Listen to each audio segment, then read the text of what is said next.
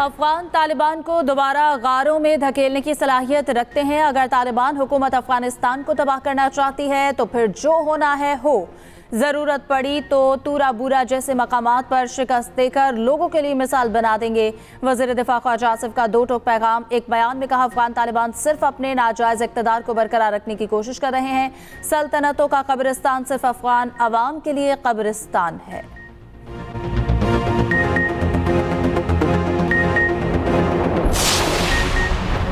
पाकिस्तान और अफगान तालिबान रजीम के दरमियान इस्तांबुल में मुज़ाकरात नाकाम। पाकिस्तान के दहशतगर्दों और सहूलतकारों के खिलाफ कार्रवाइयाँ जारी रखने का ऐलान।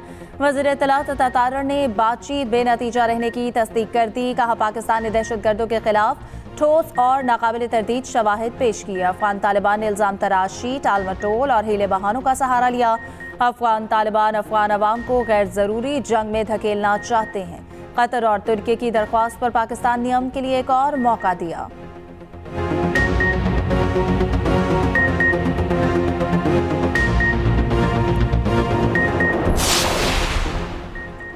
पाकिस्तान और अफगान तालिबान रजीम के वज़राए दाखिला की तेहरान में मुलाकात। दोनों की मुलाकात इक़्तिसादी ताउन तंजीम के इजलास के मौके पर हुई। मोहसिन नकवी का पाक अफगान मसले को बातचीत के जरिए हल करने पर जोर। कहा, जिस तरह घर में इख्तिलाफात पैदा होते हैं इन्हें भी बातचीत के जरिए हल किया जाता है।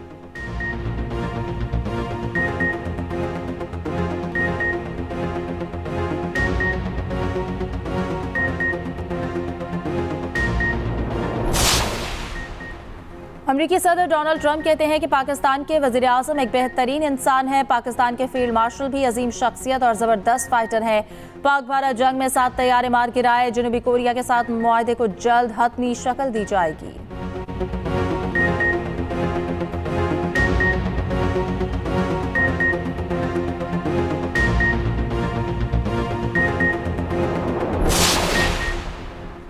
वज़ीर आज़म शहबाज शरीफ दौरा सऊदी अरब मुकम्मल करके रियाद से इस्लामाबाद रवाना। रियाद के नायब गवर्नर शहजादा मोहम्मद बिन अब्दुर्रहमान ने वज़ीर आज़म को रुखसत किया। वज़ीर आज़म की सऊदी वलीअहद शहजादा मोहम्मद बिन सलमान से मुलाकात हुई। मुलाकात में पाकिस्तान और सऊदी अरब के माबैन इक़्तिसादी ताउन का फ्रेमवर्क का आगाज़ किया। वज़ीर आज़म ने रियाद में फ्यूचर इन्वेस्टमेंट इनिशिएटिव की 9वीं कॉन्फ्रेंस में शिरकत की।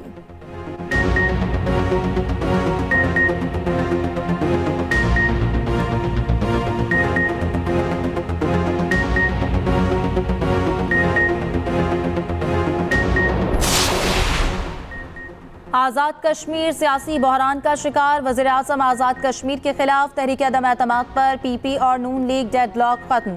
ज़राए के कहना है कि तहरीक अदम एतमाद जमा होने के बाद नून लीग के वज़रा मुस्ताफ़ी हो जाएं। नून लीग अदम एतमाद में वोट डालने के बाद अपोजिशन बेंचेस पर बैठेगी। वज़ीर आज़म मुस्ताफ़ी ना हुए तो किसी भी वक्त तहरीक अदम एतमाद जमा हो जाएगी। वज़ीर आज़म चौधरी अनवारुल हक की नई सियासी हिकमत अमली पीपल्स पार्टी से नए क़ायद-ए-दीवान का नाम सामने लाने का कह दिया।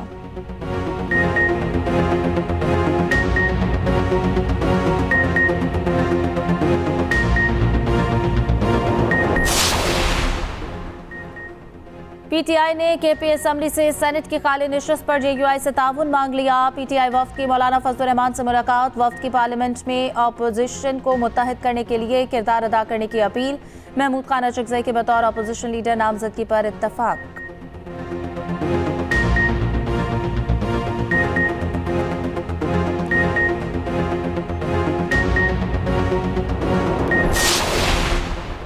कराची में ईवी बसें शुरू करने जा रहे हैं। दिसंबर में शाहराह भुट्टो का आखिरी मरहला मुकम्मल हो जाएगा। सीनियर वजीर सिंध शर्जील मेमन की कराची में मीडिया से गुफ्तगू। कहा, बारिशों के बाद कराची की सड़कों की तामीर और मरम्मत हो रही है। आज भी पाकिस्तान भर से लोग रोजगार के लिए कराची आते हैं। ट्रैफिक कवानीन की खिलाफ वर्जी पर हादसात होते हैं। हुकूमत का मकसद ई चालान करना नहीं बल्कि कवानीन की पासदारी को यकीनी बनाना है।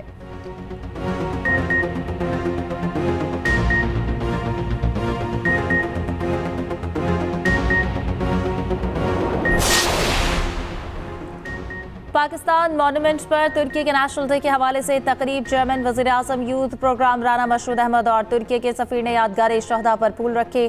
पाकिस्तानी और तुर्की के परचमों की परचम कुशाई की गई। कौमी तराने बजाए गए। चेयरमैन वज़ीर आज़म यूथ प्रोग्राम राना मशहूद अहमद ने कहा, पाकिस्तान और तरक्की की दोस्ती लासवाल है। तुर्क सफ़ीर नज़ीर ओकलू ने कहा है कि पाकिस्तान के साथ बिरादराना ताल्लुकात हैं।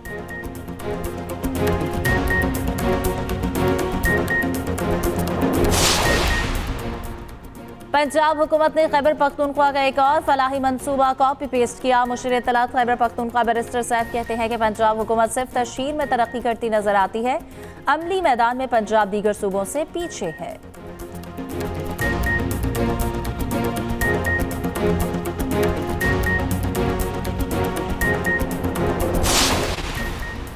खैबर पख्तूनख्वा में नई काबीना के लिए अभी से बोलियां लग रही हैं। जो लोग पैसे देकर वजीर बनेंगे वो करप्शन क्यों नहीं करेंगे। वजीर इत्तलात पंजाब अस्मा बुखारी का बैरिस्टर सैफ के बयान पर रद्द-ए-अमल।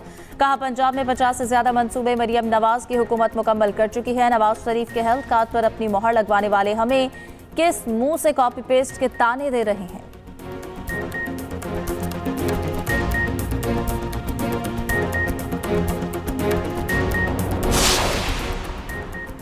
और पाकिस्तान और जनूबी अफ्रीका का दूसरा T20 मैच। पाकिस्तान और जनूबी अफ्रीका की टीमें चार्टर फ्लाइट पर लाहौर पहुंच गई। दोनों टीमें आज आराम और कल कदाफी स्टेडियम में प्रैक्टिस करेंगी।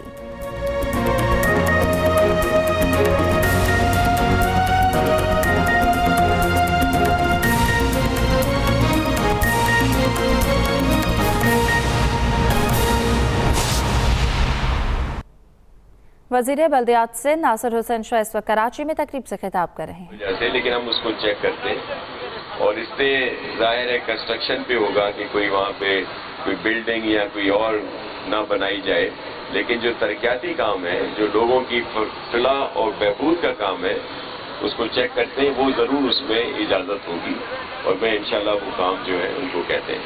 अभी हमारे मजदूर रहनुमा ने सैलरी की बात की, तो आपके इल्म में भी है कि सिर्फ सूबे सिंध में चेयरमैन बिलावल साहब और प्रेसिडेंट आसिफ अली जरदारी साहब की खुसूसी हिदायत पर सैलरीज ज़्यादा बढ़ाई गई, पेंशन्स को भी ज़्यादा इजाफा किया गया, क्योंकि हम समझते हैं कि जो महंगाई है, जो अखराजात हैं, उसके लिए ये जो तनख्वाहें या जो इस वक्त है वो बहुत कम है।